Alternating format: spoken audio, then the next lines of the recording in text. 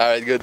Bonjour, c'est Jean-Philippe Chouari pour Acrofoot TV. On est en direct de London, en Ontario, où se déroule le East-West Bowl. Je suis en compagnie des joueurs de l'Université Laval. On a le carrière Tristan Grenon, Jean-Alexandre Bernier, Guillaume Rioux, Yannick Morin-Plante et Sédou Junior Edara. Alors, les gars, par qui commencer? Comment se déroule la semaine jusqu'à maintenant? Avec la backwork. Ça a très bien été quand même. Je pense qu'on était tous excités d'être ici. Puis quand on est arrivé, justement, on a vu les entraîneurs, les autres joueurs qui étaient avec nous. Puis ça a vraiment été une bonne opportunité pour nous d'apprendre des nouveaux trucs, des nouvelles mentalités un petit peu d'ailleurs. Puis vraiment, on a adoré notre semaine. Oui? Quelque chose à rajouter?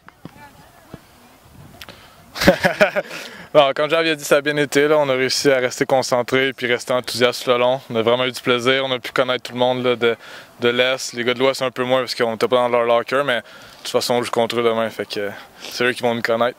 Et voilà. Avant de parler du match de demain, Tristan, peut-être nous dire un peu 2-3 trucs que tu as pu apprendre cette semaine? Je pense que j'ai appris une couple de choses à propos des pieds, quel point c'est important. Puis tu sais aussi, on a eu, notre jeu offensif, c'est un système différent. Nous, on fonctionne plutôt avec des lectures par rapport à la défensive. Ici, cette semaine, c'est plus avec des progressions, comme recevoir 1, à 2, à 3, à 4. C'est différent, c'est juste un différent point de vue, fait que c'est juste une différente manière d'aborder le jeu. Là. Du côté des receveurs, j'imagine que vous avez aussi vu différentes façons de faire. Guillaume, as-tu quelque chose à dire à ce sujet-là? Ben, c'est sûr qu'on a vu quelques façons de chrono-tracé qui est un petit peu différentes que de la façon que nous on les court à Laval. C'est le fun d'avoir ça de plus dans notre bagage, comme ça, c'est des techniques qu'on peut utiliser si jamais tu te retrouves dans des situations comme ça dans des matchs après. Là. Et voilà. Sédou, qu'est-ce que tu en penses? Ben, moi, c'est sûr que ça a été le fun, comme Guillaume me dit, toute la semaine de travailler sur de nouvelles affaires. Puis, personnellement, pour moi, ben, pour le match, je vais me retrouver un peu plus à l'extérieur comme wide-out. Fait que c'est le fun un peu de revenir à ce que je faisais un petit peu plus avant. Puis, ça permet de montrer là, que justement, je peux faire les deux. Puis, si jamais j'ai besoin, je vais pouvoir aller en dedans. Mais c'est le fun de pouvoir travailler un peu sur les skills un peu à l'extérieur parce que c'est sûr que c'est quand même un peu différent. Là, donc, ça fait du bien de rafraîchir ça un peu.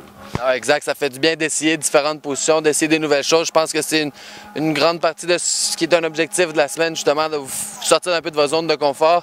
Un qui a l'air de rester dans sa zone de confort, Jean-Alexandre, tu restes dans ta position sur la ligne défensive.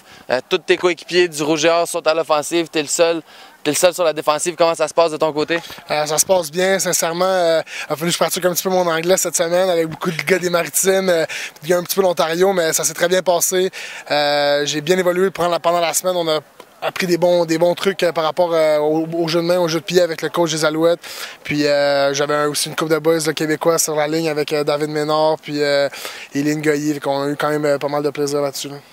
Super. Tristan, dis-moi un peu, tu as vu tes coéquipiers évoluer là, à la position de receveur cette semaine. Tu as pu aussi évoluer dans un nouveau système.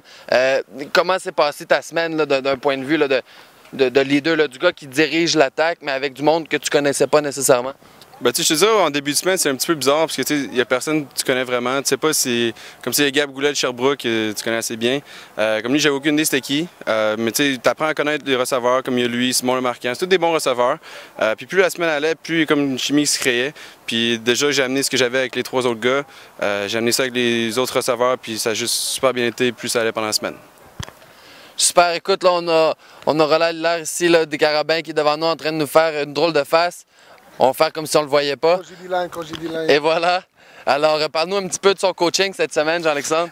J'ai adoré travailler avec Ronald. Ça fait du bien. Ça a ramené deux Spartiates ensemble, 2 générations des Spartiates avec un 3e de Jean-Philippe Chouari. C'est vraiment le fun de ratisser les liens comme ça. On n'est pas venu ici pour parler des Spartiates, effectivement. Alors, Sédou, parle-moi un petit peu là, de quoi on est venu pour parler ici. On est venu pour parler des Swiss Bowl. Et voilà, alors le match demain, à quoi on peut s'attendre? Ben, je pense qu'on peut s'attendre pour de vrai à une offensive quand même assez explosive. Puis c'est ça, là, je pense qu'on a vraiment l'opportunité, surtout s'il fait cette température-là, de faire des jeux. Puis moi, je pense vraiment que si là, nos gars sur le front, ils font leur job, là, je pense que les skills players vont vraiment montrer ça. Comme les receveurs qu'on a, les retrants vont être là aussi. Je pense qu'on a vraiment la possibilité de marquer beaucoup de points. Puis avec les retourneurs qu'on a aussi, Guillaume, Robertson, tout ça, je pense qu'il y a vraiment la possibilité d'avoir des gros jeux explosifs. Puis je pense que ça va être une bonne game spectaculaire. Là. Écoute, une game spectaculaire, on a tous hâte de voir ça, effectivement. Guillaume, tu t'es un peu fait lancer la puck. Parle-moi un petit peu là, du jeu de retourneur ici cette semaine à date. Comment tu es rentré dans la game des unités spéciales avec les autres bons retourneurs, là, notamment justement Chris Robertson, les autres de la Conférence du Québec?